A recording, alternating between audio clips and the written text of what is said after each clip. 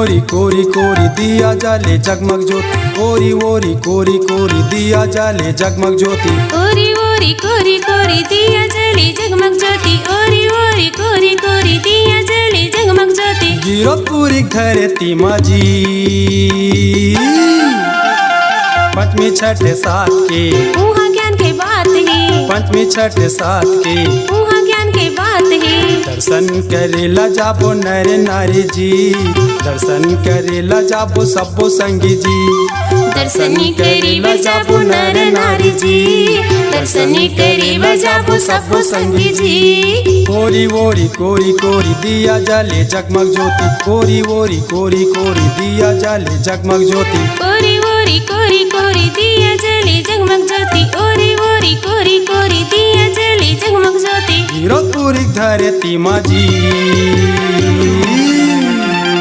पंचमी छठ सात के उहाँ ज्ञान के बात है, पंचमी छठ सात के उहाँ ज्ञान के बात है। दर्शनी करीब जाबो नर नारी जी, दर्शनी करीब जाबो सबो संगी जी।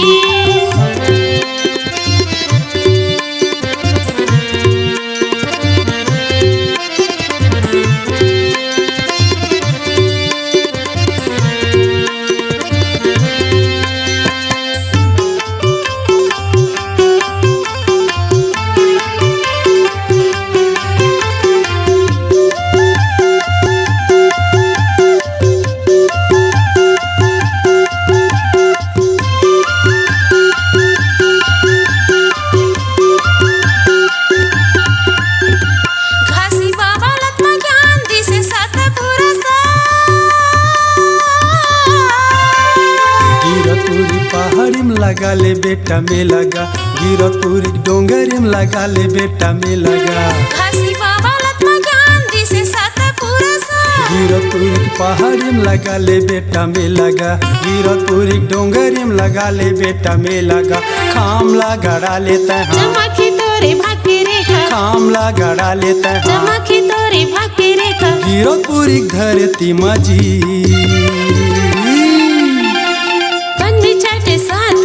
उहाँ ज्ञान के बात है, पंचमी छठ सात के उहाँ ज्ञान के बात है। दर्शनी करीब जाबो नर नारी जी, दर्शनी करीब जाबो सबो संगी जी, दर्शन करेला जाबो नर नारी जी, दर्शन करेला जाबो सबो संगी जी।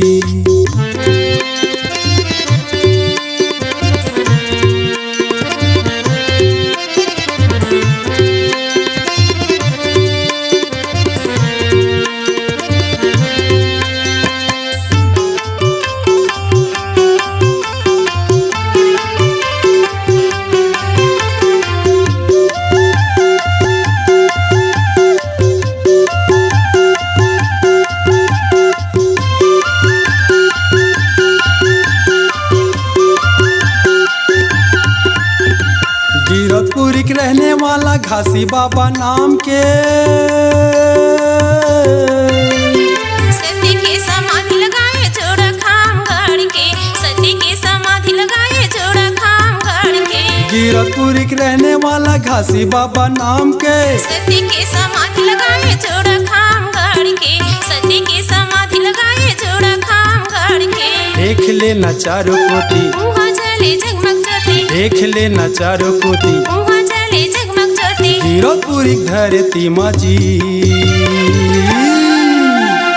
पंचमी छठ सात के उहाँ ज्ञान के बात है, पंचमी छठ सात के उहाँ ज्ञान के बात है।